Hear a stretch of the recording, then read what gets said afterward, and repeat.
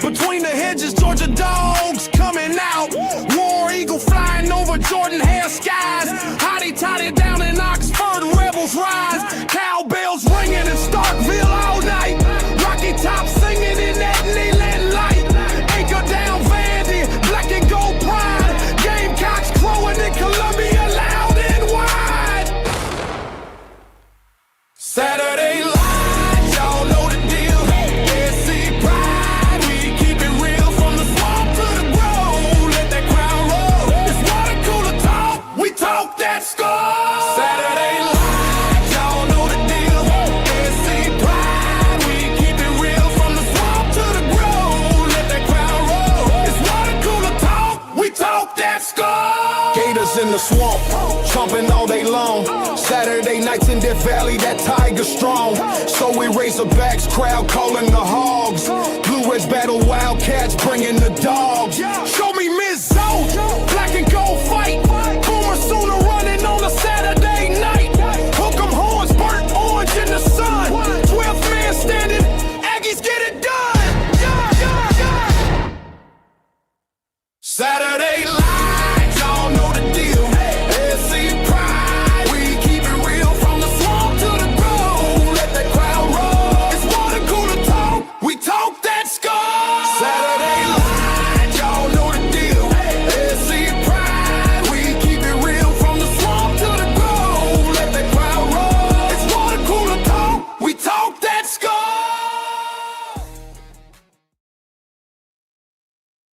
We talk that score around here, Water Cooler Talk Sports, man. I am Nick Frazier, one half of Water Cooler Talk Sports podcast, man. We appreciate y'all so much for rocking with us here. And the man, you can't see him, but you can hear him. Tell him who you are, boss man. Man, it's Marcus Fitzpatrick. Let's go. Let's get it. Hey, Nick, I got an announcement. Huh? Got an announcement, Nick. I'll be in the studio Monday. All right. We'll see Marcus's face Monday. That's what's up then. That's what's up. Marcus will be in the studio Monday, ladies and gentlemen. You heard it here first. That's what I'm talking about. Woo, yes, sir. That's what's up. Everybody excited about that. Get it. I will no longer be the naked guy behind the camera and Cunny's. It's hilarious. So it's true. And our guy with us, I plead the fifth. Auburn Tez. What's going on, Tez? How you feeling, man? What's up, Tez? What's going on, man? I'm dressed for the holiday.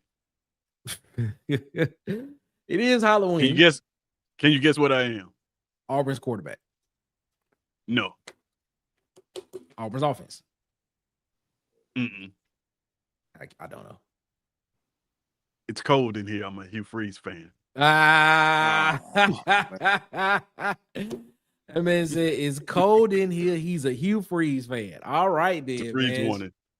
It's a freeze warning. It is kind of cold outside, man, but I appreciate it, man. I like the cold weather, man. But we appreciate y'all so much, man, for rocking with us, man. Thank y'all so much again. Before we get into it, man, make sure y'all follow us on Facebook at the Water Cooler Talk Podcast, man. Follow us on Instagram and TikTok at the Water Cooler Talk. Follow us on Twitter at CoolersPod23. Make sure you follow us on Twitter at CoolersPod23 if you are on Twitter. And then, of course, subscribe, like, share, hit the notification bell button here on YouTube so you know when we post more videos and when we go live, ladies and gentlemen. Man, we appreciate y'all so much for rocking with us. It is Halloween, man, and we thank y'all so much for continuing to continue to rock with us here around the Water Cooler. Let's see you all in the chat with us tonight, man. Thank y'all again for continuing to rock with us, man. I know I keep saying that, but I cannot not say that enough, man. Auburn Dad's in the chat saying, "Word amigo, let's go." What's up, Auburn Dad? How you feeling, man?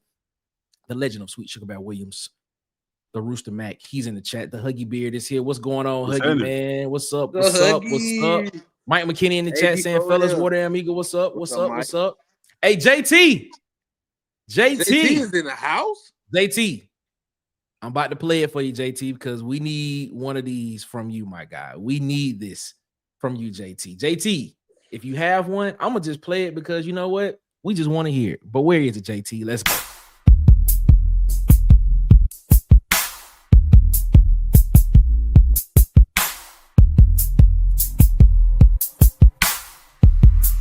Yeah.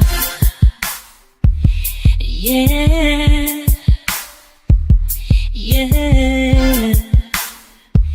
Yeah.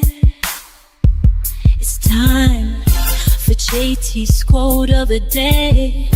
The quote of the day from JT. JT has the quote of the day for you and me. What is the quote? We want the quote. We need to know the quote. So what is the quote? It's a quote. It's time for JT's quote of the day. So JT, what is the quote today? JT, man, we need one of those, man. We need a quote of the day. That's your theme music, man. That's your theme music, JT. We need that. Where is it, my guy? Shout out to Simply, man. Simply in the chat with us, man. What's going on, my guy? I hope you're feeling all right, man. Travell said, hey, Marcus, your kid's gonna be mad. No trick or treat. Man, they going trick or treating, cuz. They gotta get out there. I hear you, man. Nick dressed up as Cadillac Williams. I wish. I wish, man. I wish. Halloween, baby, in this thing. What's going on? We appreciate y'all, man, for rocking with us. Man, I'm out with the family, and y'all are blessed for y'all are blessing my nerves right now. Shout out to Jermaine Mills. What's up, Jermaine? What's up, Jermaine? How you feeling, man? What's going on, man? Y'all bundle up out there because it's cold out there tonight, bro. It is cold, man. We appreciate you. We appreciate you, man. Shout out to you, man. The Rooster. Shout out to Ant. Shout out to Rooster. Simply, he said Ted's giving Trevon Reed vibes. Okay, then. All right. I guess you can name it. It gotta be the beanie. I think that's what it is. I think that's what it is. Yeah, I think that's what it is. I think that's what it is. Trick-or-treaters. Yeah, that's not about to happen. Trick-or-treat. Smell my feet. Not about to happen, bro. Not about to happen, man. We got the porch light off and everything. Ain't nobody. We not giving out no candy today, and I'm the only one here too, so I can't go do it. The man right here, that's Ed Darby. What's up, Ed? How you feeling, my guy? Hope everything is going well with you, man. Bruh, y'all be coming up with some serious beats, man. Sitting around the water cooler, fam. Let's go. Shout out to James Barnett. What's up, James? How you feeling, man? How you feeling, man? Hope you feeling all right, man. Where Edward? When we need a rant, I don't know where Edward at. I think Edward probably out at a game tonight. I think his daughter is chilling, so I'm pretty sure he probably at a game tonight. But shout out to Edward though. Shout out. What up, Teresa Vin? What up? What's going on? He said at Auburn, Mike from the War Report went live a few hours ago with the news. So good to hear it confirmed by somebody else. Yes, if you know what he's talking about, Ashton Daniels will be starting at quarterback for Auburn tomorrow. So that's the news, man. That's the news. We're gonna get into that a little bit later on in the show, man. But this is gonna be interesting, man. I'm not expecting anything different. What up, Zooted? How you feeling, my guy? I hope everything is going with you, going good with you. I hope you're good. But I'm not expecting anything different before we get into the show, man. Let's get y'all thoughts on that. Quick thoughts on that, man. Ashton Daniels will be the starting quarterback for the Auburn Tigers tomorrow inside of Jordan-Hare Stadium at Pat Dye Field. Pat Dye Field at Jordan-Hare Stadium, however you want to say it. It was stated earlier this week that guess what? There will be nothing different done in the play calling because apparently there's no difference between the two quarterbacks. So I want to get y'all thoughts on that, man. Jackson Arnold will not start for the first time this season in Game 9, and Ashton Daniels will take the reins behind at quarterback behind his offense. Your thoughts on that, Tez? What you thinking? Man, I'm trying to figure out if he'll finish the game. We know he'll start, but will he finish it? Probably the most important question. Yeah. Yeah. So again, it doesn't.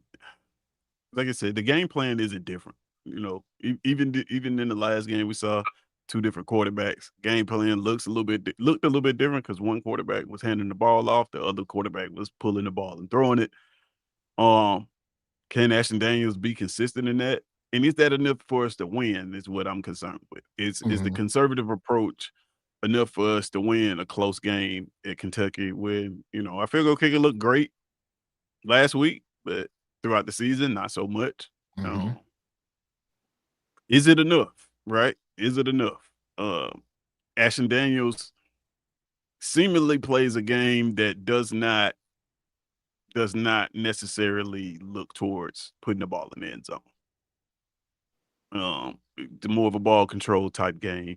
And that's what I'm looking for. Can he put the ball in the end zone? That's what I want to see. When we get in the red zone, are we trying to actually put the ball in the end zone, or are we just trying to play conservative and kick field goals and depend on our defense to win?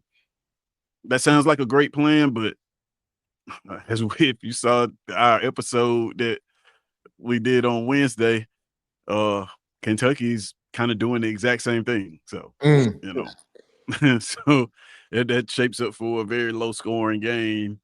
And can we win those? Do we trust the play calling? Do we trust the offensive situational play calling enough to win us a game like that? Or should we be blowing this team out? So we'll see. I'm not as excited about it. I wouldn't be as excited about it if Jackson Arnold was starting. It really didn't matter to me to be either way, to be honest. So we'll see. What is the plan in the red zone is what I'm looking for. How are we gonna strike the band up? I want to hear the band playing the fight song. How are we gonna do that? Yes, David Kelly. We do know for sure that Ashton Daniels will be starting. It has been reported, and it's something that I'm not gonna say kind of been known, but been known a little bit. But yes, he will be starting tomorrow at quarterback. It's been reported. He will be the guy. He will be the guy tomorrow at quarterback to start for Auburn. So yeah. We will beat Kentucky with Ashton. Travell said it. I don't know. Maybe we will. Maybe we won't. Who knows? 1 TD and 6 field goals every game we've played. Yeah, but Ashton didn't throw that touchdown though. He did not. That's the only thing about it. I agree with you. Yeah, absolutely. We'll win every game we play. But the quarterback that threw that touchdown is not going to be starting this football game. Very true. Marcus, your thoughts before we get into the show? My thoughts on it is kind of similar to Ted's. I would say this: if Ashton does succeed, then it was a quarterback problem. But then again, it's Kentucky, so it's just like I don't know how to feel about this game. If he tears it up, then again, it's just Kentucky. But I don't know. So to me, I'm interested to see how fluent the offense looks with Daniels, but I don't think it'll look no better than what it has been looking. Man, oh man. Just pretty down on this Halloween weekend. It is what it is. I'm gonna bring in our guy that want to come in on the chat with us, man. Ladies and gentlemen, it is Ant for OC. What's going on, Ant? How you feeling, man? Trick or treat. What's up, Ant, man? What's on your mind? Where you at first, Ant? Where are you? Well, don't tell nobody. I ain't telling. I ain't telling, but we on the road. We talked about it the other day. Oh, okay. Never mind. All right. All right, then. Man, hey, I'm in and out too. I swear to God. Be careful. Cool, man. Hey, I ain't worried about it. I ain't worried about it. He ain't worried about it. I don't pass the laws. I ain't worried about it now. Oh, okay, you good. You straight. Your thoughts on Ashton Daniels starting tomorrow? Trick or treat. Hey. That's my thoughts. Is we gonna get a trick or a treat? We playing two of the worst defenses in the SEC, right? Mm-hmm. So my question is to the chat: if it don't look no better, is you still gonna blame Jackson for this? I'm just saying. And you went into the first part of the show that I want to talk about when you came in and said trick or treat, because the first thing I got written down is the trick or treat test for tomorrow is what I got. Right, man. And I wanted to ask the question, which team's identity is for real? Is what I wanted to ask, because we've seen Auburn's defense look like a championship, almost elite level type defense majority of the season.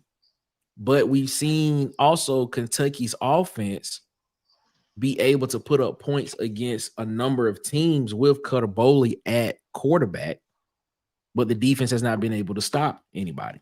Now, on the flip side of that, we've seen Auburn's offense struggle, and we've seen Kentucky's defense struggle. So I want to ask the question to y'all. I want to ask Marcus first, man. Trick or treat test. Which team's identity is for real? Is it Auburn's? Is Auburn's more real, or is Kentucky's more real? And now that we know that Ashton Daniels is going to be the guy that starts, how do you feel about the identity of this team? Well, I paraphrase this. Coach Freeze already told us nothing would change. Nothing would change in the play call. So I'm just asking. I'm gonna say, well, you answered your own question. Whose identity is? It's not my question. It's not my question. I'm just asking a question to the panel. I want to get y'all. Well, the question is answered. Whose identity is more for real? That's been our identity for the last at least 2 years. So this is Auburn's identity. Live by defense and hope to call the right plays at the right time, man. I honestly don't know if nothing gonna change, man. It's just depressing, Nick. Honestly, he has a whole different quarterback in to me with a more seasoned skill set, as we've seen in the little small time. But he ain't, like Ted said, he's not trying to dial anything up to put the ball in the end zone. He's telling you he's finna try to game manage this game without trying to tell you he's gonna game manage this game. But will game managing this game afford Auburn to win with an offense that has with an offense that seems to be hot right now? It should. It definitely should. It's Kentucky. Okay. I disagree. Okay. Why you disagree, Ant? Tell us why you disagree with that. Because if y'all like I'm gonna put it like this, right? If you watch Kentucky earlier this season with the other starting quarterback, and you watch them last week against Tennessee, they look like two totally different teams.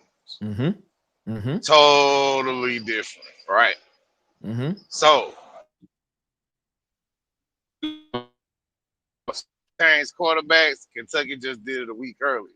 Now, Ant, we're losing you, Ant. We're losing you. Hey, that ain't my fault. There you go. Okay.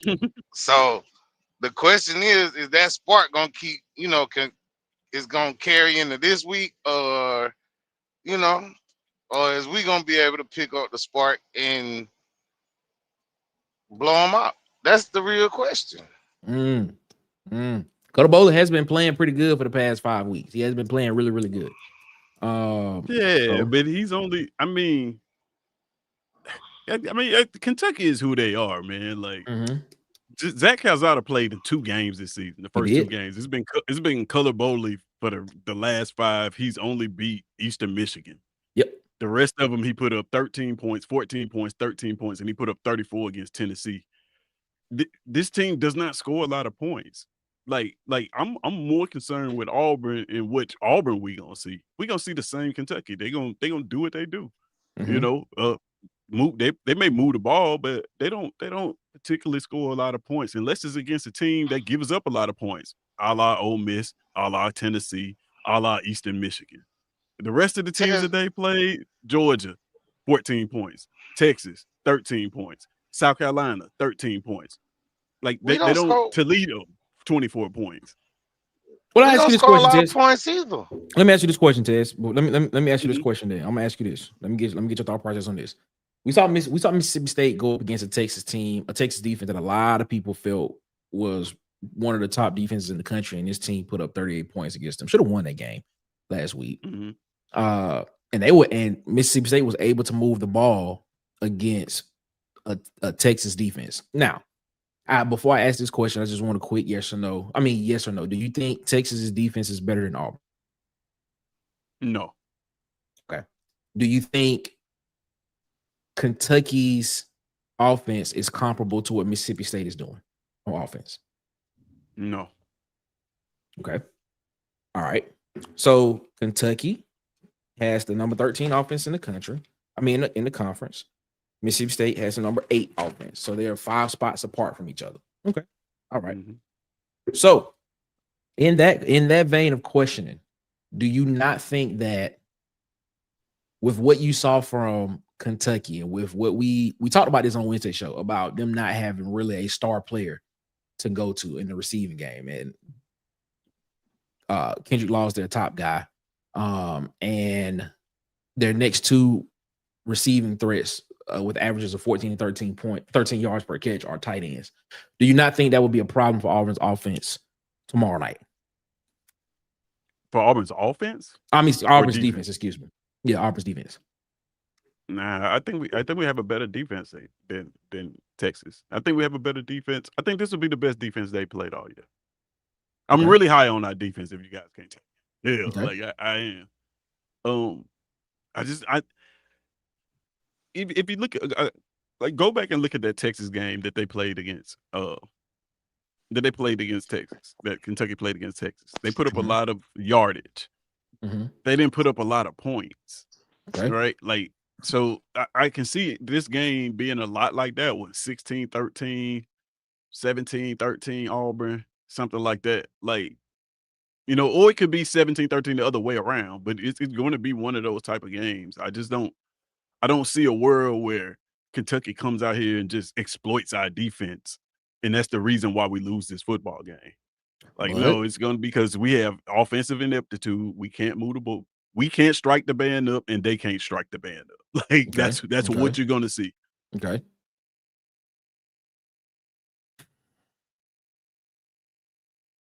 Okay. So, if Auburn's offense is not able to move the ball, and they're not able to put points on the board either, and we stated, there we go, and we stated that this could potentially come down to, you know, field goal kicking, because what we do know about this defense is that Auburn's defense is prone to kind of bend. Well, they are bending, but they don't break in that scenario.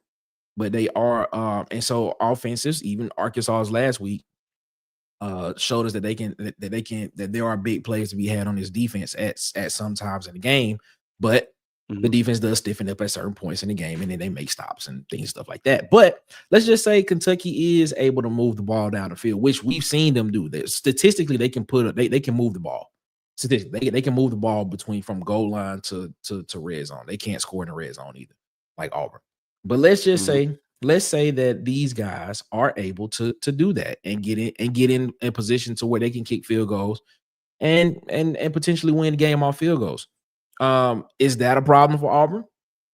Knowing that our offense makes bad defenses look better than what they are, because let's be for real.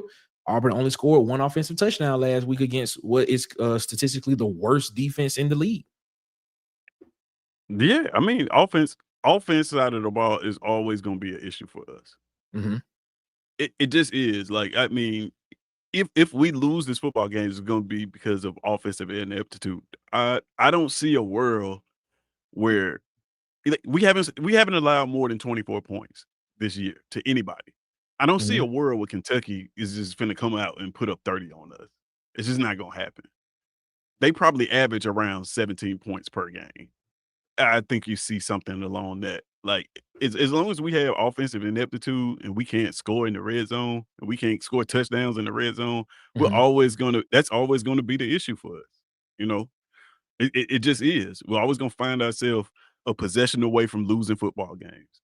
So, but you know, like we was talking about Kentucky being balanced. Kentucky's balanced. The leading receiver is like 38th in the conference. In the conference now, not the country. I mean, like, out of all the receivers in the conference, 16 teams, their leading receiver is 38th. So it's balanced, but it's not that good. So I have no, like I said, I have no questions about Kentucky's ability to move the ball. But being able to move the ball on this defense, like, I think this defense will do what this defense does. I think They're playing great out of their mind right now. At Jordan-Hare, you will see that again. But we might possibly need a defensive touchdown to win this game. You know, that Okay. could be one of those things. Offensively,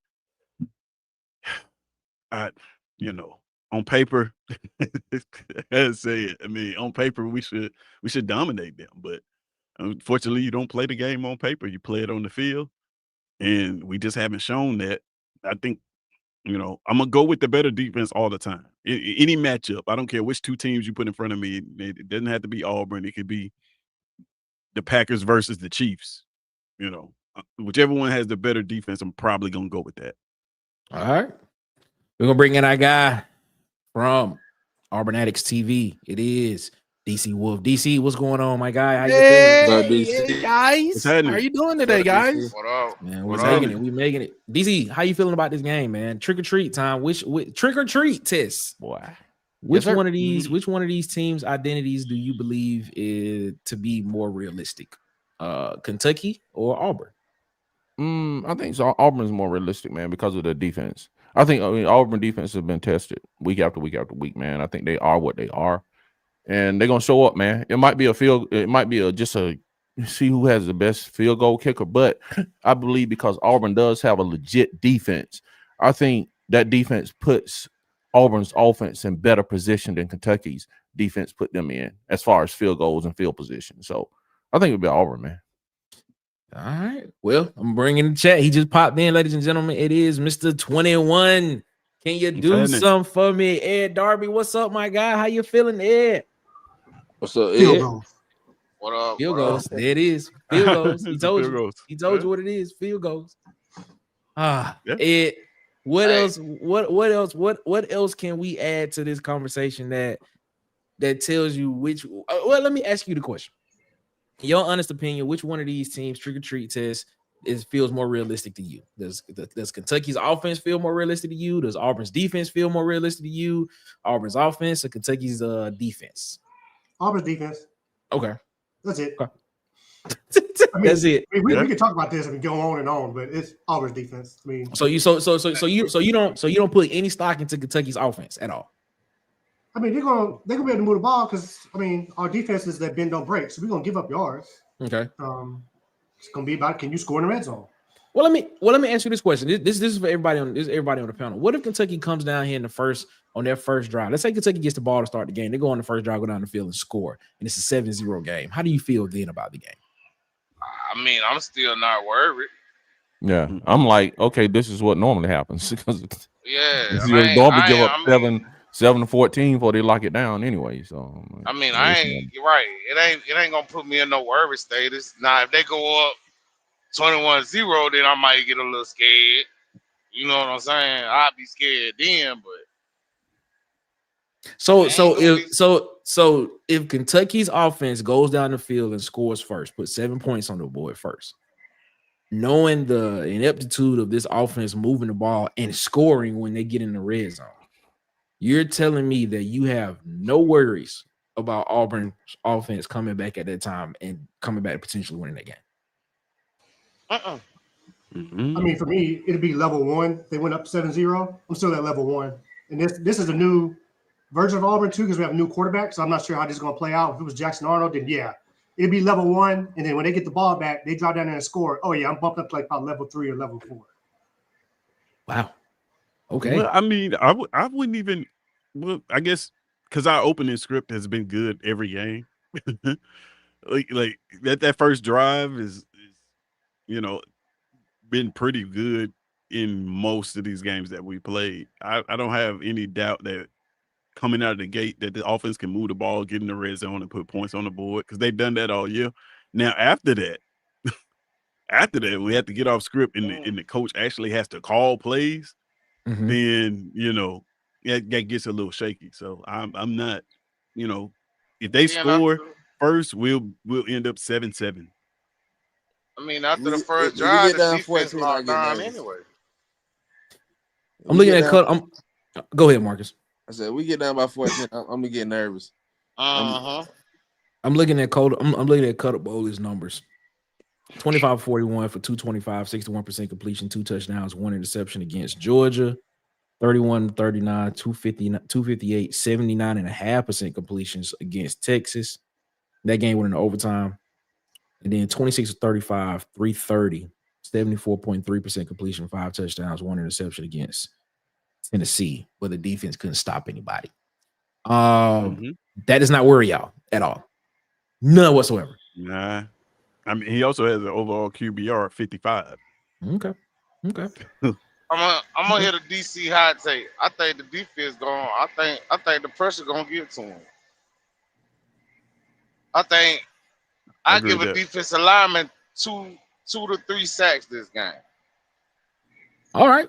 Okay. I think it's just gonna be a typical game. They're gonna do what they're gonna do, like every other team has, and they're gonna probably score around 16, 13 to 20 points.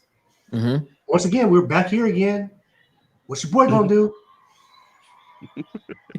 I mean, we keep having these same discussions, but I mean, we have been status quo on defense this whole year, other than the Baylor game because they were playing too many people.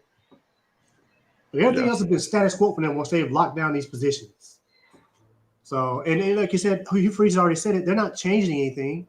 So we're going to see how this is going to work with Daniels, and can he handle all the responsibility that Hugh Freeze wants him to handle?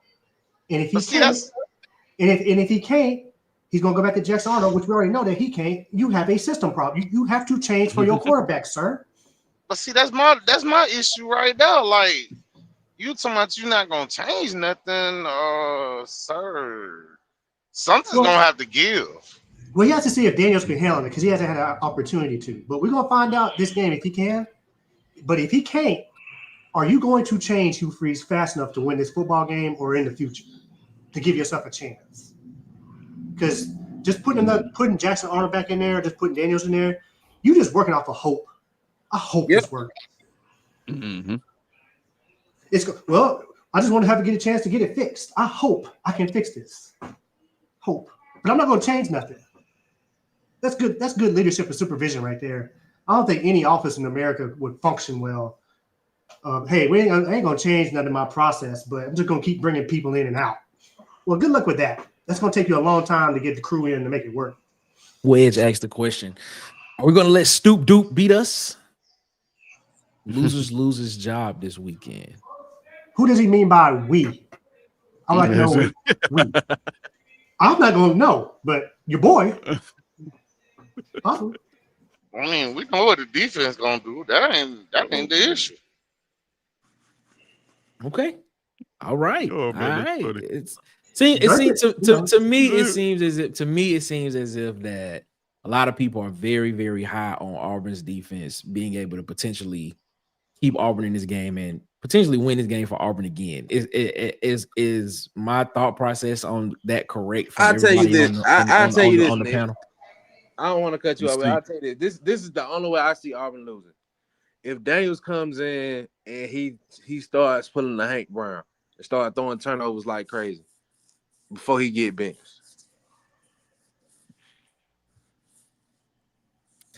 Yeah. Now I give you that. Now if we come out and we just turn the ball off, putting them in short fields, then all gloves are off.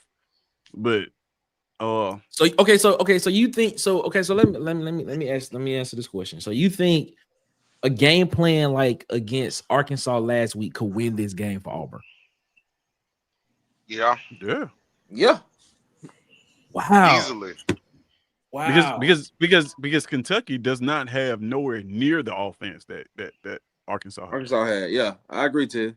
And then on top of that, I mean, if you the strong run game gonna wear them down. You proved that last year when Jarquez. So, how many points do you think Kentucky's gonna score? Like, what do you? No, I'm asking the questions. I'm asking the questions just to see what y'all think. I'm really asking the questions to see what y'all think. I'll let you know how I feel when everybody else gets their thoughts out. But I want to hear what everybody else feels about this on this situation, because to me it seems like y'all have a lot of faith in Auburn's defense. I trust. Why not? Why not? They have earned that. They Why have not? That, right? They I have. just don't think Kentucky's a good team on either side of the football. Okay. Why not? It- Ted? That's why I'm confused. If Arkansas's defense is the worst in the league, right? In terms But their of offense was one of the best. points given up. Right. No, but Kentucky's defense is third to the worst in the league. So like these, and their offense is like third to the worst in the league. Like we're playing a team that on both sides of the ball is scraping the bottom of this conference. There's nothing. What can they lean on? We can lean on our defense and win this football game. What can Kentucky lean on to win this game? Okay. Other than the fact, only thing that Kentucky can lean on is that the guy on the other side in the headset. Exactly. That's what I was about to say. That's it. Count on him to mess it up. But other than that, at least Arkansas was like, hey, we got a good offense. We can go out there and maybe put up a whole bunch of points on these guys and make them play catch up. They offense may not be able to match points with us, something like that. But like, if you Kentucky, like, what can you lean on? I'm not saying it's gonna be a blowout. Let's cause a little controversy. Let's cause a little controversy real quick. Let's cause a little controversy. I want to cause a little controversy right here. I want to get y'all thoughts on this. Tez, you have stated that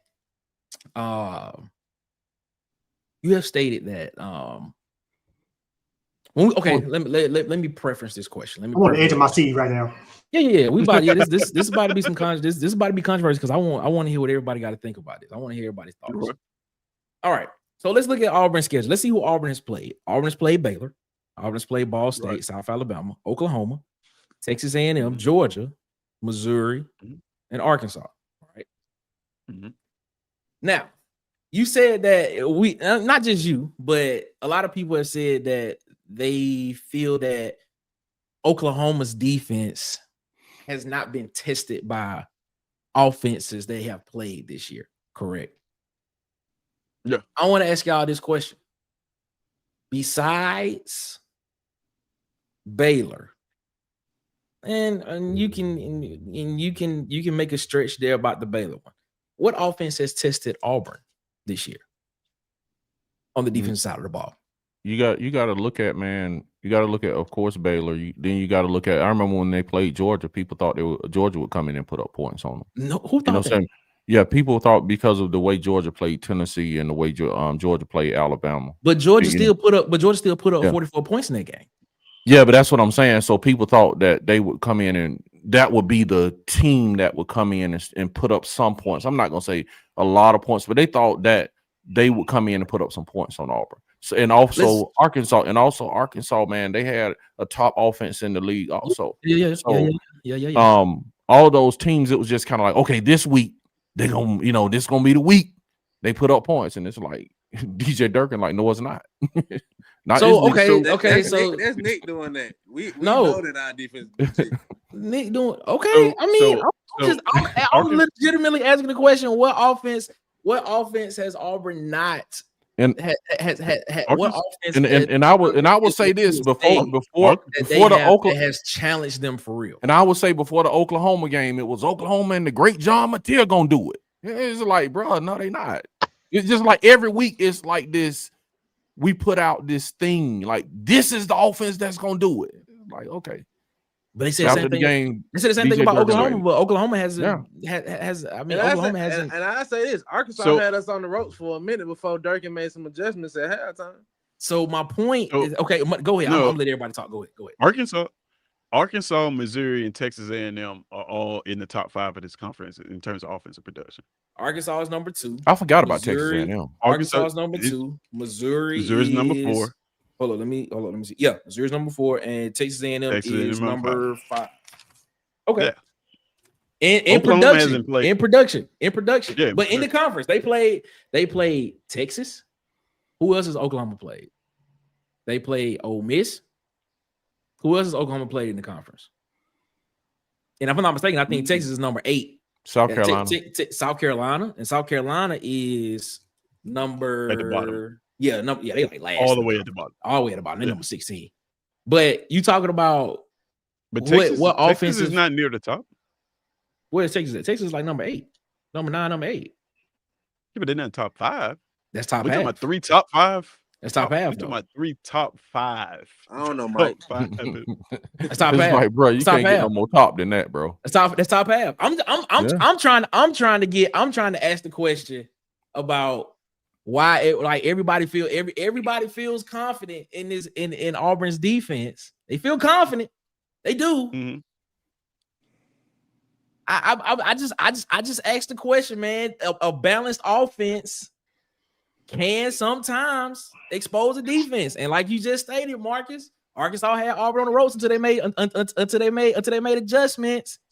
So I'm asking the question: why not be a little concerned about it, knowing that if you sitting here saying that Auburn's offense and Kentucky's offense are comparable to each other? Why not sit here and feel like, well, we've seen Auburn's offense move the ball against what we consider to be really good defense. I would say this, Nick. If Auburn We've had seen. to play, Hold on. Let me finish my statement. We've seen Auburn's offense move the ball against what's considered really good defenses.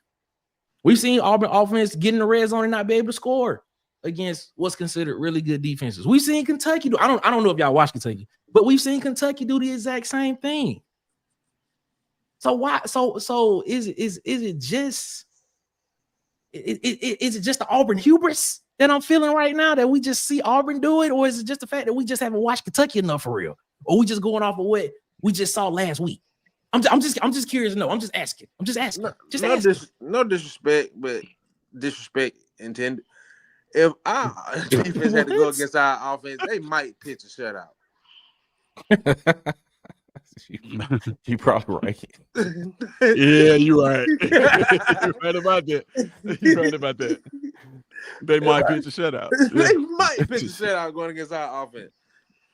If Hugh Freeze had to call the whole game against, if it was a game against Hugh Freeze and Durkin with what I've seen this year, it might be he probably don't get over 10 points. Yeah, if we lose this game, it's not going to be because of the defense. We'll just look at you'll be looking at the game and be like, okay, the defense did enough to win. You'll say that after the game. But the defense did enough to win. It'll be like you would say that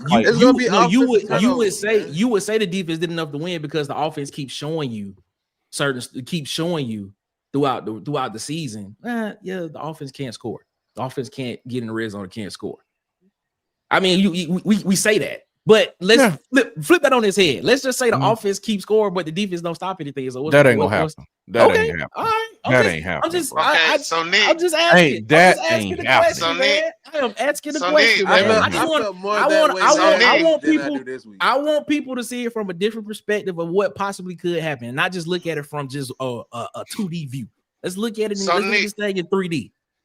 Let me tell you why everybody's so confident on the defense, right? Okay. A&M game, what was your offense? And I can give you the same question. A&M game, what was your defense? Because your defense was there. And A&M had 2 touchdowns taken off the board. I keep saying that. I keep telling you, don't bring up A&M. But it's the reason the points were taken off the board. They did something. 14 points taken off the board because of penalties on their right. team. That's because of penalties. That's why they scored. You're correct. But if those penalties don't happen, guess what? If we played a taking off the board game, we're a winning team. We undefeated. We undefeated. If we play the points taken off the board game, we're a winning team. Yeah, and guess what? If they did, and if they would have called that fumble, like it was supposed to be called against Oklahoma, Auburn probably win the game. We can use ifs all the time. But what I'm telling you is,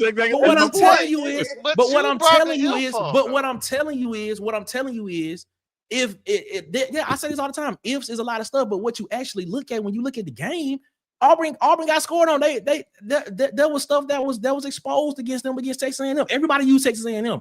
Oh, you held Texas A&M 16 points, but yeah, Texas A&M had 2 touchdowns taken off the board. Yeah, penalties happen. But if the penalty didn't happen, if they didn't call the penalties, it would have been 14 more points on the board. I just don't understand how y'all don't understand that part. Score, though. Yeah, but the penalties help you score. You Were right, they man. were they You right. legitimate? Were they legitimate penalties or not? That's my You, that was you my right. question. They were, Chad. you That was correct. my You question. correct. Were they They were legitimate calls? penalties on the off. They were penalties. Texas A&M shot themselves in the foot. Texas A&M shot themselves in the foot is what they did. But that's That's all part they of the did. game, though. That happens in the game. Okay. I'm asking the question because if that didn't happen, we sitting here looking at that game. And people use it all the time, but when it doesn't fit your narrative, now it's saying, well, if this is that, then this is that. But a lot of people do it all No, the I'm time. just saying. I'm just So saying. I'm literally just asking the question. I'm literally just asking the question. I'm just That's saying. it. I mean, that's cool. Like I'm saying, like that's cool. We can say that, but I'm just saying, if we're going to say that, we have to do that for Auburn for all of the game. You're right. And if we do that for all of And the if games, Auburn, we're 6-2. we can go down. We can go down the list. If Baylor converts a fourth down in the red zone and they catch that touchdown, that they put up more than 24 points against Auburn. Now, see, that's not penalties. That's now we going. That's just execution. It could be anything. It could literally be anything. If Cam Coleman catches all these passes, if Cam Coleman catches the ball, we beat them by 14 touchdowns. Auburn probably wins by more. Auburn probably has more. Probably wins that game. Yeah, We probably put up 40. If Hugh Freeze runs the ball in certain situations, Auburn's probably 6-2, 7-1 right now. But I'm really asking the question we because undefeated, like, right? we sit. No, what I'm getting at is what I'm getting at. This is what I'm getting at. When we talk about a defense being elite or being championship level, I think we throw that around very, very loosely. I think we have a really good defense. I think Auburn has a really good defense. So you saying our defense not elite, Nick? No, I don't think our defense is elite. Man, pull out the numbers. Pull out the numbers. No, Nick. You can't say that this year. Pull up the numbers. Auburn's ranked number 7 in the conference. That's top half. That's right. That's right at the half line. 6 or 7. Okay, that's so right at the half line. So who's ahead of us? They're right at the half line. There's a lot of people ahead of us. It's a lot of people ahead of Auburn. There's 6, 7 Bro, teams ahead of Auburn. okay, let me ask you this though, bro. I wouldn't use the word elite. Yeah, it's nuanced. Okay. It's nuanced to that, man. It's like who did those teams play and what That's kind what I of was getting at, DC. you know what I'm saying? It's nuanced to all of that. If you playing, Tuskegee Public, you know what I'm saying, and shutting them out, dude. You know what I'm saying? Give me the rank against like SEC opponents and powerful opponents. That's what's important to me. Shutting out, you know what I'm saying? Tuskegee Public middle school, bro. Why you thinking about that? Why you thinking about that? What team that's do you relevant. want? What team do you want? Why you thinking about that? What team do you want? What you mean? I give it to you. I'm just saying. What I'm saying is, give me a team. Okay. Give me the teams that have better defenses than Auburn. Part of the reason why Give me Auburn those is teams. not part of the reason why Auburn is not ranked statistically at the top is the Baylor game. If you take away those 450 some odd yards of offense, they go if again. They go if. But, See, what I'm saying is right. But see, it's nuanced. That's if. What I'm saying is it's nuanced that if we're playing Baylor, you know what I'm saying, and you're playing a Division II Baylor right now is a game below 500 in the Big 12, which what you said the Big 12 championship was trash. They are a game below in the Big 12. But I apologize for that. They are right at 500 right now. So I apologize. How many yards of offense is the Baylor game a good measuring stick? How many yards of offense do they have? Okay. That's what I'm asking. How many yards of offense? You asking what does Baylor rank in the Big 12? Offense? How many yards of offense do they average per game? Let's look at it. Let's look it up. Yeah, Baylor has a defensive problem too, bro. Let's look it up real quick. Let's look it up. And I want to ask that question, man. Give me the teams that have better defenses than Auburn. Give me 18. Give me 6 or 7 of them that's better. Okay, give me 6. I'm saying better than in the SEC right now. I'm saying, in your opinion, give me 6 teams that are better than Auburn. I'm going by what the stats tell me. But I'm saying it's nuanced to defenses too. When you're I'm shutting out about to give it to you. Lesser I'm about to tell you who they are. Okay, give me the 6 that's better than Auburn. I mean, okay, and that will take time to do that. Before we do that, if you're going by it right now, the teams that's better than Auburn: Oklahoma, Missouri, Texas, Alabama, and Georgia. Missouri ain't played nobody till they played us from the start. All right. Okay. Name Missouri first 6 opponents compared to ours. Missouri didn't play nobody. That's my point, man. Baylor right now is number 3 in the Big 12, and they're averaging 458 yards total a game. Yeah, they got 318 passing, 140 rushing. Yeah, they have a defensive problem, man. Safe to say they're pretty good on offense. Yeah, they have a but they not. problem. But the thing is, a lot of ifs. We talk about ifs a lot. If they scored the red zone in those 2 red zone trips, that's a different ball game. But the same way you just said about if you take away the Baylor game, the Auburn's defense is statistically ranked higher. So I mean, I'm asking you the question. I'm not saying necessarily take away, legitimate competition. I'm just saying when you have, just like Ant said, when you have Missouri playing all of these lesser teams, bro, that are not even competitive teams, and you shutting them out, yeah, your defense gonna look better. But I would like to ask you, would you rather have Missouri defense or would you rather have Auburn defense? That's a simple question. Would I rather have you just go down the line and tell me? Statistically, the stats tell me yes. The stats tell me okay, so you is better. Okay.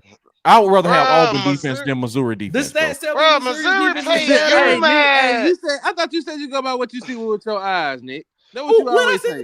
that, bro, numbers lie sometimes, Point to that. bro. Point to when numbers I said lie, that. bro. Okay, Numbers all right, so lie. DC, Bro, if numbers lie sometimes, numbers dog. Go back and lie, watch the old tape. Numbers do lie sometimes. If numbers lie, why do you believe Auburn's defense so much? Because I watch them. I watch them shut. But have you watched Kentucky's offense? I watched Kentucky offense, and I watched Kentucky offense crack under pressure against Georgia. They just couldn't get it together. I saw them struggling against Texas at home, and Texas struggled against their defense, which is what we saying is a bad defense. So my point my point to you all is, instead of looking at this at a 2D plane, instead of just looking at this at a 2D plane, give a 360-degree view of this. Let's give a 360 degree view. With everything that's going on with Auburn's offense, you basically started a new quarterback who's starting the game. You basically, the coach is telling you there's nothing that's going to be different from what we've seen from the previous starting quarterback with this guy when it comes to play calling. There's nothing that's going to change. That's on the offensive side of the ball. And you sitting here telling me that you feel confident enough that we can use the same game plan that we had against Arkansas last week in this game plan and win? Bro, we have been almost in the winning column, bro, with this. Oh, so we close. No. Yeah, honestly, we are close. I'm just tired of Hugh Freeze saying it. But the truth of the matter is we are close, man. Okay. And we might be some play calls away if and I don't want to put this on a field goal kicker or any one person, but you can go down the games and point to reasons, bro, why Auburn lost, like the Oklahoma game. You can definitely point to the Georgia game and bad calls. A dude got fired over that game. You know what I'm saying? You can go to the Missouri game, bro. We missed 3 field goals with this great Missouri defense. You know what I'm saying? So, bro, you can look at Auburn. We are close. Like I say, people are just tired of Hugh Freeze rehearsing it, bro. It's like, bro, you are in charge. We know it's close. Fix it. That's why people are upset. But Auburn is close, man. Because people say, give us another play call and we'll be undefeated. So they are very close. Okay. All right. So I put it like this. The only opponent that we had, Kentucky and Auburn, is Georgia, right? Georgia was able to, against Auburn, put up 296 yards of offense. Against Kentucky, they put up 425 yards of offense. Our defense is legit. Like, in like opponents, our defense is significantly better than theirs. And you could argue that Georgia got escorted down the field on one of those drives. So it's like when you look at that, man, we won the time of possession in that football game too against Georgia. So Georgia didn't have the ball to do what they needed to do. Is what you're saying? Yeah. Well, so if Georgia, so if Georgia had the ball more in the first half, like they did in the second half, you telling me Georgia probably would have put up 400 yards of offense against Auburn's defense? Well, why didn't they have the ball? Because Auburn kept the ball. Auburn played keep away ball. Is what they did. Or did we go 3 and out? Or did they go 3 and outs in the first half? And Auburn played keep away ball from them as well. Auburn ran the ball in that first half. We can't we can't play keep away if they possess the ball and are driving down the field. It doesn't work that way. Like unless the defense is actually taking away the ball from you. My point in this is the fact of the matter of just sitting here saying that you feel as if we can use the same game plan against Arkansas against this team again and think we can go out here and win the game. I wholeheartedly disagree with that.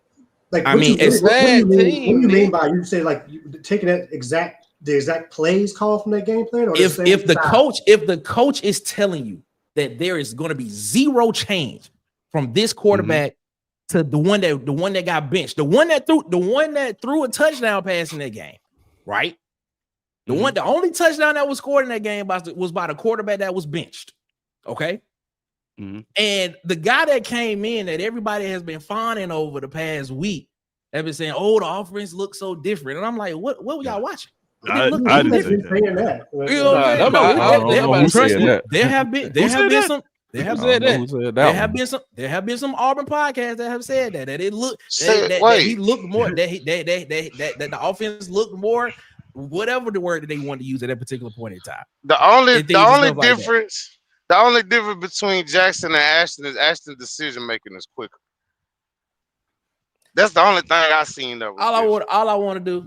This is all I want. I just cannot wait until tomorrow and we watch this game. Yeah. And when the game is over with, I want us to come back to this conversation, and I want us to look at this and say who was right. That's all I want to know. I just want to look at it and say who was closer. So what are you saying? Correct. What is your point? This is what I'm saying. This is what I'm saying. Okay, what is your point? I'm saying that Kentucky is going to come in here and move the ball. They're going to be able to get in field goal range, and they're going to kick field goals. Because like I stated on the Wednesday show, their field goal kicker is 100% from 29 to 49 yards.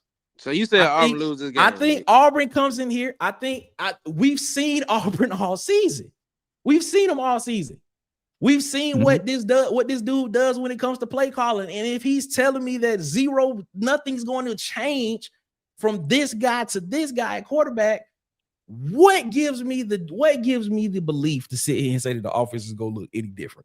When we just watched Arkansas's defense hold Auburn's offense to one offensive touchdown in the game, and that was the worst defense in the conference.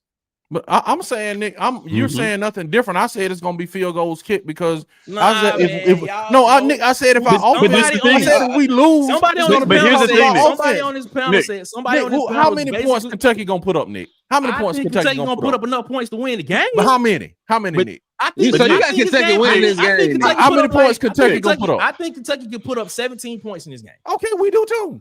No, you don't. That's what I said, 17, 10. Just said they'll put up 10 or 13. That's significantly different than 17. 10, 13, 17. It's going to be a touchdown difference. Points. That's literally a touchdown difference. That can change the game.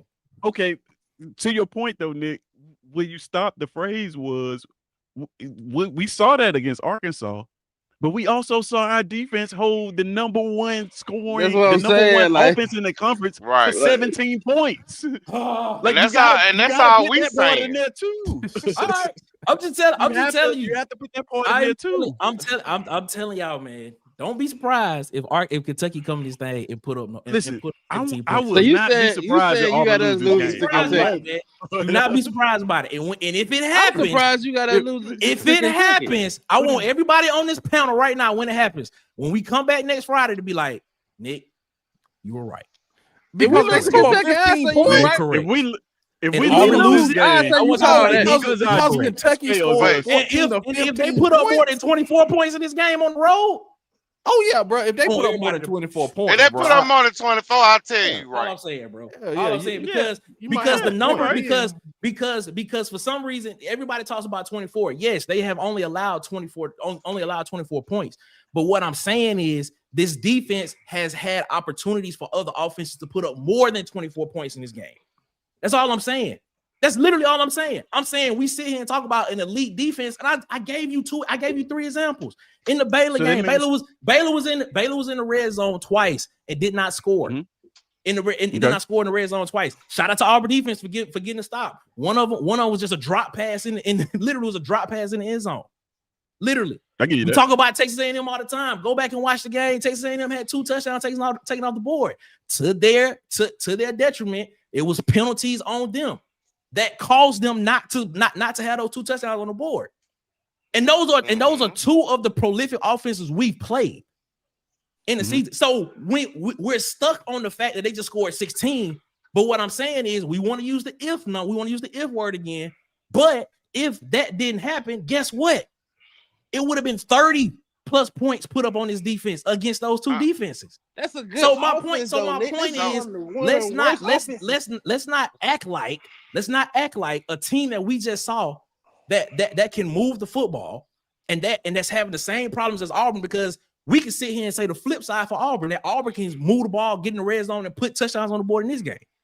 But let's not act like we've seen this defense allow offenses to move the ball down the field against them and then get in the red zone and not be able to score as well. So and that can flip for Kentucky as well. That's all I'm saying. That's all I'm saying. Let me say it like this. Let me say why I look at this defense as the way I do. You have played 1, 2, 3, 4, maybe 4 of the best quarterbacks in the SEC, right? Okay. Nobody has over 300 yards passing. Nobody has. I don't even think they've allowed a 100-yard rusher on defense.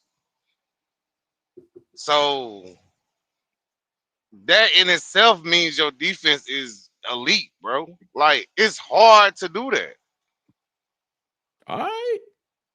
And like they say, bro, it's only 4 teams in the nation that have held teams to under 24 points all and season. We one of the so bro, so that's not elite. Oh, there are only 4 teams in the whole world. You right. The whole universe that's held no. teams to under 24 points. How are they Y'all not are elite? correct. Y'all are correct. I have a The numbers, serious question. The stats tell us Auburn has held them to under 24 And points. then No. you know, Y'all are correct. And I have a serious question though. I have a serious question. Stats aside, let's throw out the numbers. When you watch these kids play defense, you don't think that's an elite defense you watching? Man, I think Auburn is out of position a lot of times, man. And I put up a video on TikTok, and I mentioned it. I was like, man, Auburn's out of position a lot. I said it. I said it. And somebody on TikTok was like, "Oh, you hate," and stuff like that. But I'm like, man, look, those little things is gonna cost you at one point in time, and it could cost you against a bad team. I'm not sitting here saying Kentucky's a good team. I'm not sitting here saying that they're a good team, but what I am saying is their offense can move the ball, and we've seen offenses do that against this defense. That's all I'm saying. And if we sitting here saying that if it could flip for Auburn in this game, because now you got a starting quarterback, which I don't think is gonna happen, that it could flip to now they start scoring points in the red zone. What's to say it won't happen for Kentucky? And I see Mike in the chat saying, what game has Kentucky played good on the road? Well, in that Georgia game, I believe going into halftime, that was a 14-7 game. Going to halftime, or 17-7 game, going to halftime against Georgia on the road. That was a touchdown game. It's just they came out in the second half and they just fell flat. The same thing for when they went to South Carolina. Same thing for everybody on Georgia's schedule. That's for every game on Georgia stuff. It's always been a first half. Like the teams have been competing with them. So my point is, my thing is, I look at it and I'm just like, okay. So we sit here and we look at the numbers. You said it earlier. Stats lie. They lie. You said it. Sometimes. I mean, you ask somebody that you have the argument with them about that if they believe stats lie, not like that. But I'm sitting here saying I've seen offenses move the ball against this defense. Ed said it best. He said, "Yeah, it's being on break defense. They're gonna move the ball against us." But what's the difference with it? The red zone. It's the same thing with Auburn. Do you think Auburn's gonna score in the red zone this game? Probably not. Okay, possible. It's a bad team. Yeah. Yo, we said the same thing about Arkansas. Arkansas was a horrible defense. And Arkansas scored in the red zone. One offensive touchdown. So I mean, that's on play. That's on play caller though. I think. I guess I'm just looking at it from a 360-degree view, but just saying all possibilities. Just saying this one thing is going to happen. But I don't know. Let me tell you what I think is going on here. this whole offense can move the ball is, I think, because we're Auburn fans and we watch our team every week, that we think that moving the ball is what we do. We don't move the ball very well either. You know what I'm saying? Well, in Offenses that case, that then, move the well, ball well, average. if you hear me out. believe that, if you believe that Kentucky should be a better offense than Auburn is, because Kentucky can legitimately move the ball down the field. They can't though. But they do though. Hey, bro, I'm They saying do though. They can't. No, Okay. they can't. We'll see tomorrow night. We'll see tomorrow night. We'll see tomorrow night. If they could move the ball down the field, they wouldn't be number 13 in the conference. They're number Tennessee 13. can move the ball down the field. Arkansas can move the ball down the field. Ole Miss can move the ball down the field. Missouri can move the ball down the field. Texas A&M can move that ball down the field. Vanderbilt can move the ball down the field. Like, let's give Georgia, more. Mississippi State, so you use Alabama. Those teams that you just mentioned, right? Those teams that you just mentioned. You said Alabama. So Alabama has, let me make sure I got my numbers right. 49 more yards. And they're averaging 49 more yards than Kentucky is right now. Averaging total offense. They're averaging 49 more yards than what Kentucky is. Yeah. Is that significant? Per game? No. It's the way 49 averages more. work? It's Yes. 49 more yards. It's averaging 49 more yards more significant in the grand scheme of things. Is that more significant? Yes. Okay. That is significant because we're talking about 8 through 8 games. It's not going to be 49 yards every single game. No. Some of those games are going to be 100. Some of those games are going to be small. This is where they're ranked at. This is where they're ranked at. Yeah, but Nick, you got to understand. Alabama is averaging 410 yards. Alabama is averaging 410 yards per game. Kentucky is averaging 361. That's a 49 yard. Excuse me. Yeah, 49 yard difference. I agree, Shaw. Okay. So that means that what I'm saying, like, if you're gonna say that that's not a significant difference, that means that our offense is on par with Kentucky because that's only a 20-yard difference. My point is actually so Kentucky's better than Auburn on average. If we're looking at the stats, right? If we're looking at the stats, Kentucky's on Auburn. But averages don't work like that, Nick. It's not like Alabama does not put up 410 yards in every single game they play. No. I understand that, but in the grand scheme of things, is 40 yards more difference than what it is. You talking about individual games. I'm talking about the offense overall. Is 49 more yards a significant difference? Yes. Okay. Yes. All right. Let me tell you why. Because let's look at where is Vanderbilt? Vanderbilt is ranked. Vanderbilt is 433. Okay, 433 I got one yards for per you. game. I got one for you. I got one for you. Ole Miss is at 484 yards per game. Right, and then if you go down to Texas A&M, they're what? Texas A&M is 459. Texas A&M offense isn't in the realm of what Ole Miss puts on the field. It just isn't. Are you serious? So okay, wait. So you're sitting here telling me, and this is where we go into individuals. So you telling me Marcel Reed, Ruben Owens, what's the other running back name? I'm losing his name right now. Anyway, Owens. Mario, not I said Ruben Owens. Le'Veon Moss, Mario Craver, Terry Boosie, and Casey Concepcion is not on the realm of what Ole Miss is putting on the field. That's talent. I'm talking about production. When you play Ole Miss, they have the leading rusher in the SEC in terms of carries, and they're dynamic in the air. The point I'm trying to make you is 40 yards. I get the point that you're saying. Is a massive gap. I get the point what you're saying, but since Sharp said it's not about points, not about yards, Texas A&M is averaging 37 points, 37.8 points per game. Ole Miss is averaging 37. What's the difference? I'm literally asking the question. What's the difference? They are both prolific. They are both prolific offenses that's scoring, and most of that scoring is happening in the red zone. The problem with Auburn and Kentucky is they're not scoring in the red zone. That's the problem. We both of those teams average 24 points. My point exactly. So that's what I'm saying. To say that they have a better offense than us is not necessarily. It's about the same. They're just bad. You made the mention that Auburn can't move the ball down the field. Is what you're saying. I'm saying. Go ahead. Here's what I'm about to say. Flip that to defense and watch how wide the gap is. Of course, it's gonna be wider on the defensive side of the ball. Because we have a significantly better defense. Of course, it's than gonna they be do. wider on the defensive side of the ball. Of course, it is. But that's not the conversation we have right now. The conversation we have is offense. Yeah, but what I'm telling you is that offense, that bad 24-point offense that both of us have, that scored 24 points, one of them has to go against a defense that's significantly better than the other one. And guess what? If they had our defense, I'd be worried. And guess what? And guess what? We saw in this Arkansas game, Arkansas put up 14 points on them back-to-back. Arkansas is the best offense in the conference. But my question is, we've seen Missouri do it.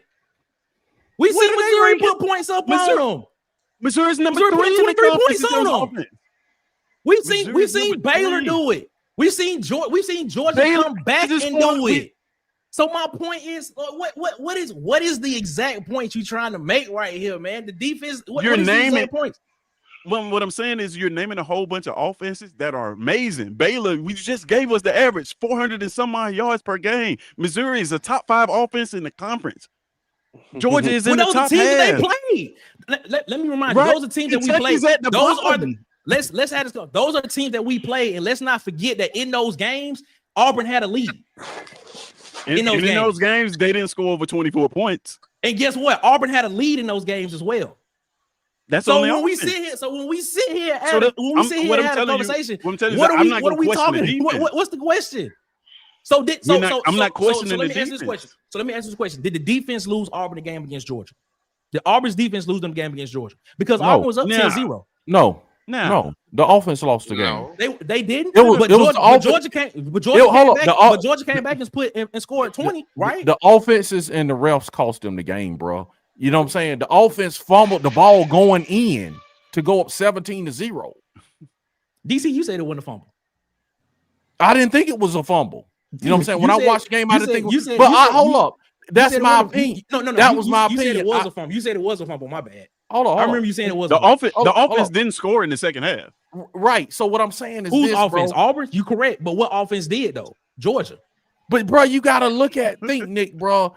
Man, think. Christ, man. If the offense scores that touchdown, bro, it's like another you got if. the. It's another. You if. got it. Another. You literally. I've never seen this. I've never seen it. Hold up. I've never seen this in my life. I've never seen this in my life. I've never seen a ref get banned forever from SEC. He's not banned. He just banned for the rest of the season. He's not banned. Right. They said indefinitely.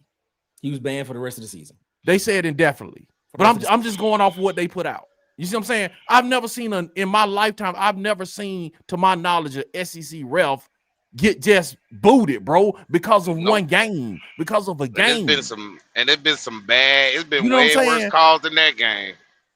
Yeah, bro. So it's like, man, and I go with Ted's point too, man. With the Auburn defense, you have to look at also, man, they are doing what they're doing with an offense that is not giving them anything. And they still in the top 4 in the country as far as holding people under 24 points with the offense that's giving them nothing. And all I'm saying is, we talk about the Georgia game. We talk about that. We talk about, excuse me. We even talk about the Oklahoma game. It was a 10-10 game going in at halftime for Oklahoma. It was a 10-7 game. It was a 10-0 game until that call on the goal line at for Georgia. And you telling me that this defense that's holding everybody under 24 points and stuff like that was not able to hold the offense for a whole second half, even though that offense had more time of possession from not scoring just one time, from just holding them the rest for the rest of the game. But we call that an elite defense. We call it an elite. That was in the first half. Good defense. I'm not saying it's an elite defense. That's all I'm saying. That was in the first half, though, Nick. It's like it's like the offense gave them nothing in the second half and just kept putting them back on the field. But Nick, it's hard to and they still held them under 24, man. With all I wanted to do with my discussion is make people think. That's it. Because the narrative is Auburn's just this elite defense. Go back and watch these games. And if you watching it, you tell me if that's an elite defense. The stats, you said it earlier. Stats can lie. That's something that you said stats can lie earlier. Go back and watch it and tell me if you think this is an elite defense. I have watched it. Or did they have an elite performance in the second half against Arkansas? You have not made me think one bit other than they elite defense. If Arkansas, here's the thing though, if Auburn had an iota and just a small piece of offense, this defense would be probably ranked in every category at the top of the conference. That's another if. But I'm not talking about the defense. I'm talking about. That's another if. See, Tez. I'm not talking about the offense. I'm not talking about the defense as an if. I'm talking about what they have to. This defense is having to play despite their offense being inept. They're constantly getting put in short fields. They constantly have to defend their own red zone. They're constantly having to be on the field the entire game. But does that make them elite though? We keep waiting on them to burn out. Does that make them elite though? Yes. Nick, we set a record. Nick, we set a record for most yards in the second half at -1. I give up. I'm gonna bring in. I ain't lying, and you went overtime with Missouri. Huggy, you was at negative. What's your thoughts, Huggy? What's your thoughts? Huggy? Oh, he ain't trying to hear that no more. Cause he ain't gonna hear I that. didn't even hear what you said because Huggy came in. I'm gonna let you get it back. But go ahead, Huggy. What's happening? What's up? What up? Happy Halloween to everyone. Happy Halloween, Huggy. Happy Halloween, Huggy. Trick or treat. I've been sitting here, just listening to everybody and enjoying the show, and I can't help but think if Auburn's offense had given just a B+ performance in every one of these games, how much better would the defensive stats be? Because they're on the field basically carrying this team. If they could get a little bit more encouragement that they could depend on the offense more than what they obviously can, I think all their stats are in categories that you couldn't deny, that maybe not as far as individual talent goes, they're all elite, but as a unit, they would definitely be elite, bro. But people underestimate when you realize, hey, bro, we're going to have to hold these teams to basically not scoring, or we're not going to win the game. That changes a lot, bro. So I think if they got better offensive production, the defense's stats would all be where you couldn't say they weren't elite, because already we're talking about them in that manner, and that's still, with the struggles that they're having to deal with. So Auburn's defense is the truth, bro. It's legit. And when we talk about, it seems like there's two different teams, two different mentalities. If the offense just had a fraction of that, what the defense has, Auburn's undefeated right now. I don't think it's even in question. Let me ask you this question: Do y'all think Florida is an elite defense? I wouldn't say. No.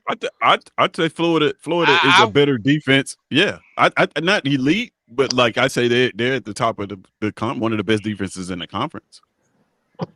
When y'all keep saying elite defenses, like the thing that comes to my mind is like Georgia's defense, Nebraska back in the day. My point exactly, Ed. I said it earlier. We throw the word elite around loosely. That's what I just said. To me, elite is like that Georgia defense. Not in this football era now. That was an elite defense, because when I think of elite, I'm thinking lockdown. Our style is not lockdown on defense, so they wouldn't get the elite title for me. They would be excellent, but they're not going to get elite status. That's all I think about it. That's all I've been saying the whole time. That's all I've been saying the whole time. Go ahead, Ed. Bro. Y'all keep forgetting when we played Missouri, we set the record for the most total yards in a half at -2. And you went to overtime. And Missouri still won the game.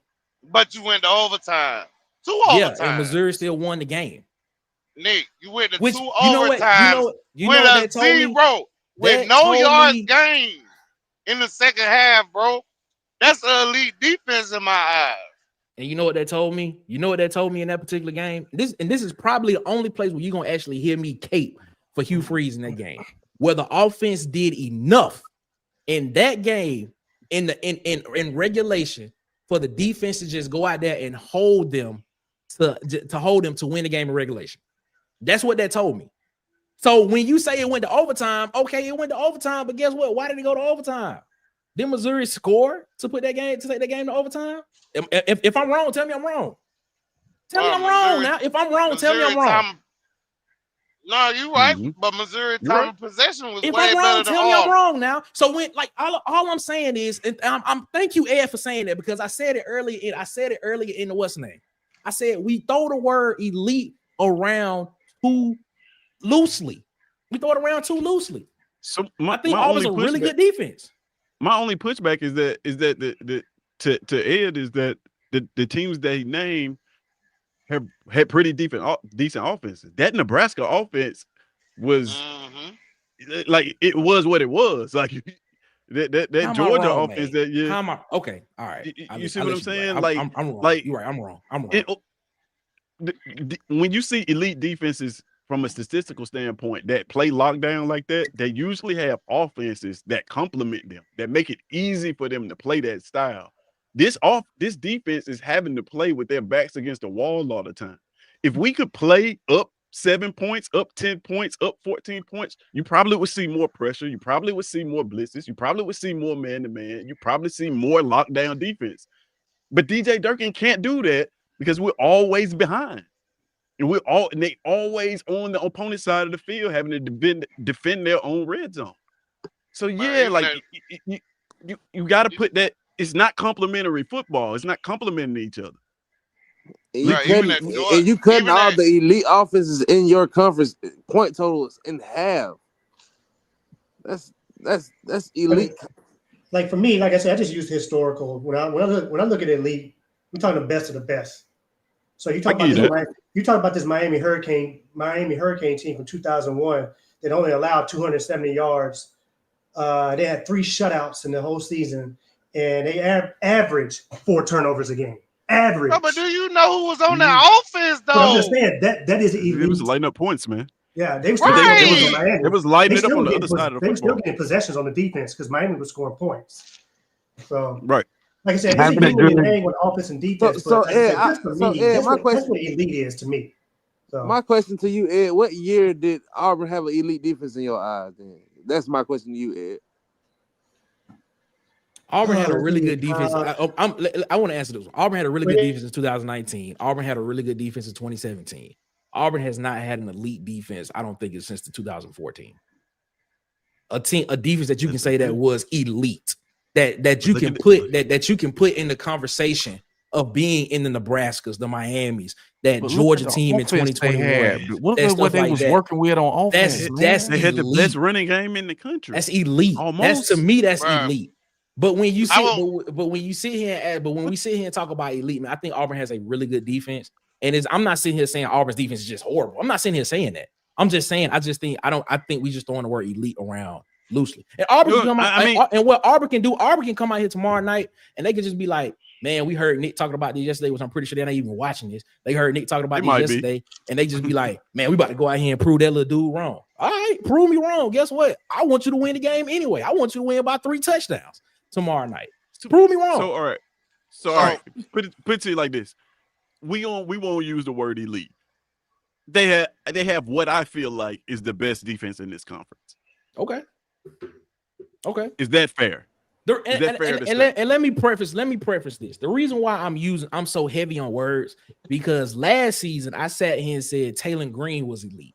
And people from Arkansas was like, elite? What you talking about elite? And I had to go back and I had to sit there and I had to preference what I meant by what I said. I said he doesn't have to throw the ball as much because his legs is just as much of a weapon, is what I said.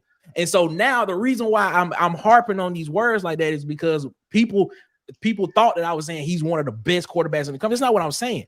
I was saying what he does in that offense for them works perfectly for what they need to do and for them to win games is what I said. And that was last year. So that's the reason why I'm harping on us saying the word elite. Let's define that first, Well, and let's I define put- and let's I put put it up you- against that standard. I put to you like this. This is one of the only times in my life that I have ever seen a defense that I would even consider using the word elite with that does not have a offense that complements it. Every single team you name that says, hey, this was an elite defense, there is an offense on the other side of the football that complements that defense in some form of capacity. This offense is not that good at all. And yet, and still, this defense is going out there and putting up the numbers in the production that they're putting up. Would Like, you say football is a okay, complementary okay, sport.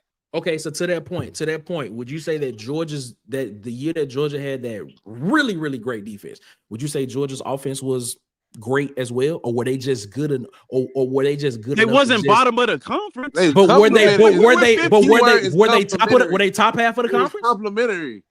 It was complimentary. They had a running That's the game. key word. They had- like you got.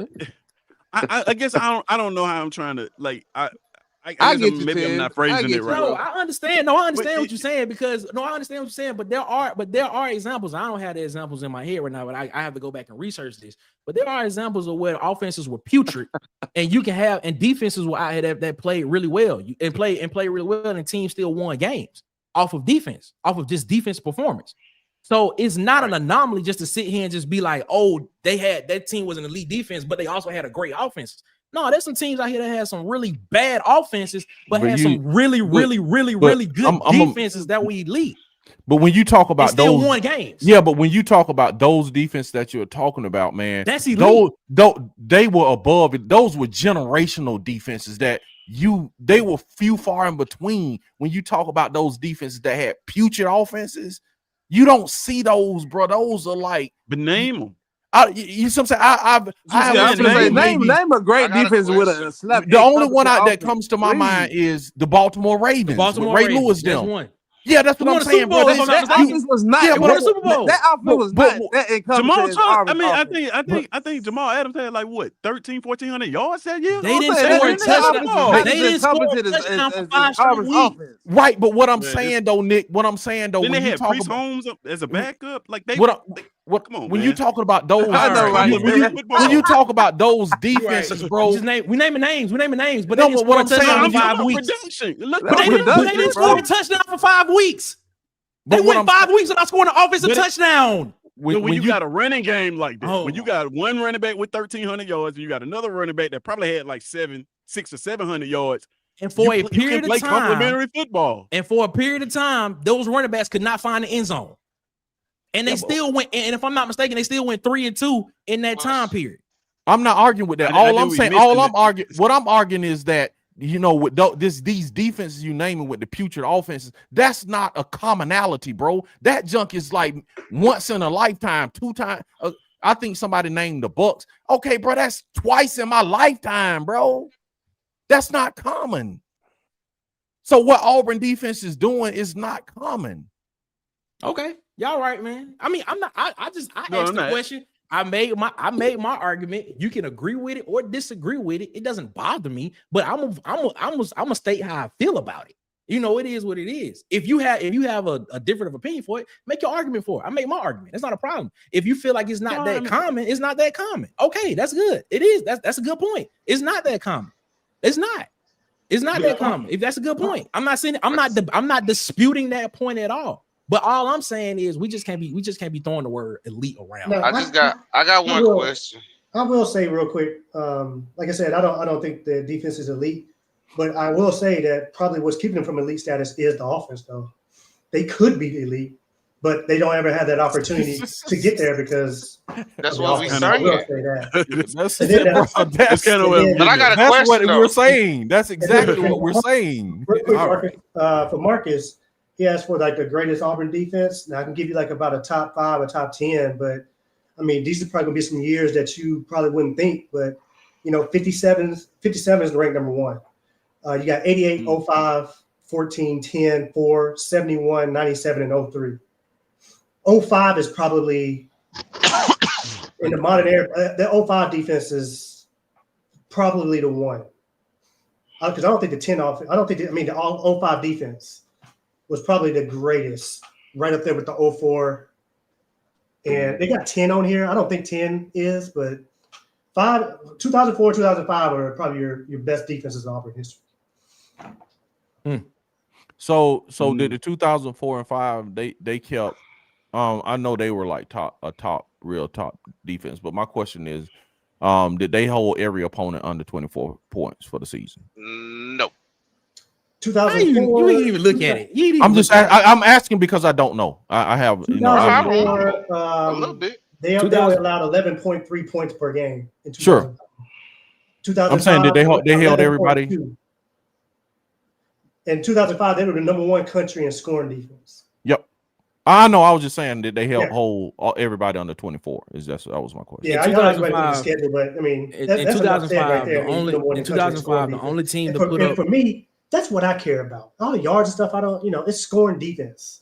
Like, yeah, I'm with you on that. That's my thing. What I want to say earlier when you guys are having your debate, every team, maybe other than Baylor, that came in with some, a little bit of a high-powered offense, every team that's come in and played Auburn has played Auburn-style football. It's just that they have not won because they have the better coach team and better discipline. But every team that we've played so far has played our style of football, and I believe Kentucky's going to be the same story. Every time you play Auburn, you're going to play Auburn style of football. It's just our problem is we don't have a discipline and a well-coached team on offense. I just got a question. That's why I believe coming to this Kentucky game. Now, Kentucky, they could – Auburn defense could come out and just be that one game where they lose it or whatever. But that's why I'm confident. I trust DJ Durkin. I trust the special teams coach. I do not trust our head coach and offensive play call. I got a good question. There it is. Go ahead and ask your question because we here, man. So for everybody, right? You take Baylor offense and our defense, which I say playing against the top 12, they'll go undefeated. That's how I feel about it. That's why I think they're elite, because I feel like I can line them up against anybody, and if we had any kind of offense, we'll win. Hey, I gotta hop off. I got my kids this last minute trick or treating them. All right, then, Marcus, y'all be easy, man. What was the year? What was the year that the Jets had that amazing defense when they didn't? Yeah, and offensively they didn't have pretty much anything. Oh man, that may be like one of the only teams that I can remember that just had a defense that was just locked down, but offensively they couldn't really move the ball at all. Like it didn't really complement them. Like most times when you have a good defense, that offense complements them in some form or fashion. Whether it be yardage, points, style of play, whatever. This is the only one of the rare times where I've seen somebody said 2015 with Ryan Fitzpatrick, but this is one of the only times where I've seen a defense play this well and the offense is just not giving them anything, nothing, not holding on to the ball, not scoring touchdowns, not really moving the ball. That's why I gotta get his defense some grace, because I know if they, if like you said, if they had just a smidget more of offense, we wouldn't have a problem with calling them elite. Like Ed said, that would put them in the elite territory. That's what's the offense is holding this defense from being able to use that word, if that makes sense. It's just like in 19 when we played LSU. LSU was the high power offense with Burrow, Jefferson, and Chase, but they barely gained 300 yards on Auburn. And 19 won you know what I'm saying? They had a good offense to complement their defense. Now I was about to say, all in all, and everything that we saying, I still think this is like a 17-13. It's gonna be 13, 17, somewhere like that. It's not gonna be. You're not gonna see no fireworks in this game. This is. I got a feeling it's gonna be an ugly game that's gonna come down to special teams. And that's gonna be because of the offense. And I think the defense is gonna do their job. We shall see, man. We shall see. I'm not even gonna rehash that argument about the defense because I can make an argument that in some of these games the defense kind of did maybe, I don't know, let it down. But when it's an unpopular, take, people get mad. But it is what it is. I don't really too much care, but it is what it is. I say what I say. You take it how you take it. But yeah, it's a great conversation, fellas. Man, we've been on here longer, man. We've been on here a long time. It's a great conversation, though. But Auburn will be playing Kentucky tomorrow, 6:30 kickoff inside Jordan-Hare Stadium. You give me a prediction yet, Nick? For this game? Yeah. No, I haven't, because we was gonna do it. I was about to do it right now, but I was just trying to prep that part up. I'm not even gonna do the rest of the games we're gonna do, but we are gonna do this Auburn game for one. And of that nature. But yeah, Auburn will play tomorrow, 6:30 p.m. kickoff. SEC Network is what we're looking at. 6:30 p.m. kickoff. Everybody get ready for that. If you have YouTube TV, I apologize. Hopefully they make something happen by tomorrow. Who knows? If not, there are a lot of free trials that you can get just to get that thing rocking and rolling, man. All right, man. Let's give our predictions for this game before we get out of here. I'm not gonna do the rest of the games, but I am gonna do this Auburn Kentucky game. That's a game we all want to watch anyway. So, Tez, I'll give you the line. Kentucky at Auburn. Auburn's a 10.5 point favorite. Over under in this game 45 and a half. How you feeling on this game? I'm taking Auburn on the money line. I'm taking Kentucky plus those 10.5 points, and I'm taking the under. Okay. All right. And what you taking? I agree with Tez. Everything exactly? Exactly. Okay. And the under. Ed, what you taking? You just taking a straight up win, right? I got I don't do the betting, so like I've been saying earlier in the week, I'm gonna change a little bit. It's gonna be 21-16 Auburn. Ooh. Auburn's 21 points, all field goals. Oh Lord. I'm sticking to it. Yeah. So 7 for 7 from the field goal. Yeah, we're gonna be kicking close field goals because we cannot score. I don't trust to do with the clipboard. Oh Lord. I've been hearing people in other shows and stuff saying like 30 something. Like, dude, how do y'all get to 30? Yeah, I don't know. That's why you don't listen to those other shows. You gather around the water cooler where we talk that score. Exactly. They hype from last week, man. That's all. Yeah, I'm officially on the. Well, it's not official because I'm not putting a bet in, but this is just what I would do if I were to bet. It's official. I'm taking Kentucky plus 10.5. I'm taking Kentucky plus 10.5, and I'm taking the under. I think the score prediction in this game is like 17.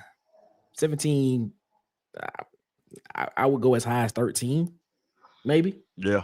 17, 13, 17, 10. 13. Is where I would be at in that game. But I think Kentucky makes a mistake at the end, and I think Auburn ends up winning the game. In this game, I got Auburn winning the game, but I think Kentucky makes a mistake at the end of the game, sort of like you saw last week from Taylor Green, and that will seal the game for Auburn in the end. Is what I think, because I think Kentucky can move the ball from goal line to red zone. Problem is, can they score 7 points and not kick 3? It's my question, but we'll see. But I got Auburn winning the game 17-13. Yeah, I'm gonna go 17-13. Is my official pick. 17. These scores are sad, but you just keep hearing these scores, and then if this, and then if that, and then beat Vanderbilt and whatever else. And then you gotta keep them. I'm like, You know the offense still ain't changed, right? Like we barely winning, doing crazy stuff. See, that's why like this whole conversation is weird because we all got the same kind of score. It's like 21, 17, 17, Yeah. 13, 17. So we kind of all on the same page. It's just maybe how we go about getting there is where we differ at. But yeah, we know it's gonna be a low scoring game. Nobody has confidence in this offense. What it is, man. Fellas, it's a great show. We appreciate y'all so much, man, for watching us on this Halloween evening. Y'all be careful, y'all going out trick-or-treating. I don't know. Do they go trick-or-treating this late? Do people still go trick-or-treating this late? Nobody knocked on my door. I had one person ring my doorbell. Nobody else came since then. So disappointing the little kids, man. It'll be all right. It is what it is. And what you guys say to people before we get up out of here, my guy? Boy, Eagle, let's go get this win tomorrow. Shout out to Ant, man. Ant, you be safe out there on that road, my guy. Yes, sir. Yes, sir. Oh, yeah. And trick or treat. Shout out to Ant, man. Shout out to Ant. Shout out to Ant. Ed, what you thinking, man? What you got to say to the people before we get up out of here, my guy? Man, everybody should feel good. I got that practice report. Hudson Cock was doing those placeholders very well. Mm-hmm. And kicking through the upright. So I think we're ready for tomorrow. That's what it is. Field goals. In the words of Ed, field goals. That's what it is, man. Shout out to Ed, Mr. 21, man. We appreciate you, Ed. Yeah. Rocking with us, man. Tess, tell the people where they can find you at, my guy, man. I remember this time. Tell the people where they can find you at. Man, you can find me at It's SEC Season. It's the one up there on the left. Top it's SEC Season here on all platforms, actually. And if you are tuning in, we do have a ranking show on Tuesdays. As of right now, we'll be moving it back an hour. Usually starts at 6:30. It'll start at right around 7:30 because of college football playoff ranking. So after they get done with their rankings, come watch the most credible ranking show on the internet. That's what it is. SEC Season. The most credible ranking show on the internet. Also, man, make sure you go subscribe to these channels, man, at Tight Sports, Alabama Football Megacast, at Auburn Addicts TV. When I got DC Wolf, he had to get out of here. But shout out to DC, man. Shout out to our guy Dustin over at the Uptempo Podcast, man. I got Sharpshooters Sports Talk. Be sharp. Make sure you go subscribe over there as well. Vanny Chris over at the Golden Broom Podcast, at the Huggy Beard himself on YouTube, and he's on Twitter. Same thing, at the Huggy Beard on Twitter as well. Make sure you go subscribe to Bubba and the Old Man Auburn Sports Talk on YouTube as well. JMHO Sports Talk with I got Coach Sean, and On the Block Sports with Coach Carl as well. Shout out to those guys over there, man. And also, man, make sure that you all go support the people that support Water Cooler Talk Sports, man. I got DJ, man. Follow him on TikTok, Instagram, and YouTube at Hollywood_media, and follow him on Facebook at Hollywood Media with 2 A's. That's Holly with an EY. That's what that is, man. So make sure that y'all check him out over there as well, man. Shout out to our guy, man. It's a great show, man. Great show. We locker room. As of right now, the locker room will be happening tomorrow. As of right now, we do plan on going at 6:15 tomorrow on the locker room. That is the plan. We'll let you know if anything changes. We'll let you know.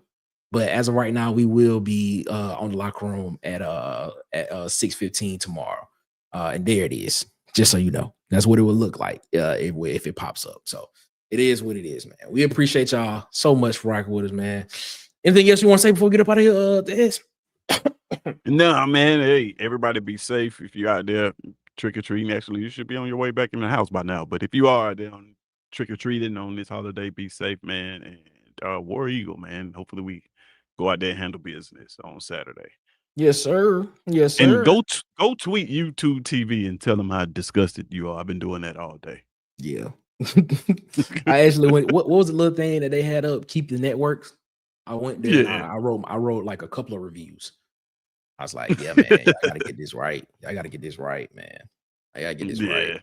Yeah, but yeah, it's bad. It's bad. It is. Come on, Alphabet and Google and Disney.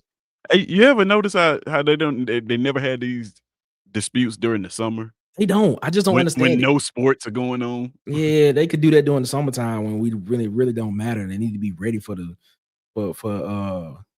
season. But I guess it's leverage for Disney Corporation to do that. It is what it is. Ted, no homecoming? Yes. I don't think nobody going to homecoming. Man, yeah, I think I'm gonna sit this one out. This real, man. We didn't get to do our tailgate, man, and I think I'm just gonna put my feet up tomorrow and watch some football. Hopefully, Yeah. Hulu has live sports. They do. Just throw that out there. They do. They do. All right, man. We're gonna get out of here, man. We appreciate y'all so much for rocking with us, man. As always, man. Y'all have a good one. Better yet, y'all have a great one. Y'all be blessed, man. Make sure y'all get the man upstairs above his because he deserves all the praise and all the glory. And until hopefully tomorrow, if everything goes well, we'll see you tomorrow, man. As always, it is one love. Ladies and gentlemen, we are out this mug, and guess what? We are gone. Boys and girls of all ages, you're tuned into the Water Cooler Talk podcast, the biggest podcast in the world. Yeah. Thanks for checking out this episode of Water Cooler Talks with your hosts, Nick Frazier and Marcus Fitzpatrick. Make sure you like and subscribe on your favorite podcast platform so that you never miss an episode.